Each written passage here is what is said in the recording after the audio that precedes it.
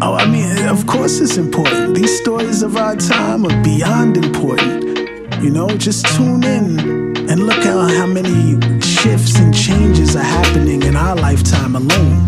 You know, why would I not want to tell these stories that reflect these times? You know, to quote the late, great, and legendary Nina Simone, she said, an artist's duty is to reflect the times. You should want to reflect the times and tell these stories, you know what I'm saying? These are the direct instances that inspire me to continue to tell my stories when I hear from some of the architects and the elders and ancestors of this music and just this culture. And yeah, that's what keeps me inspired. That's what makes me want to tell these stories in real time.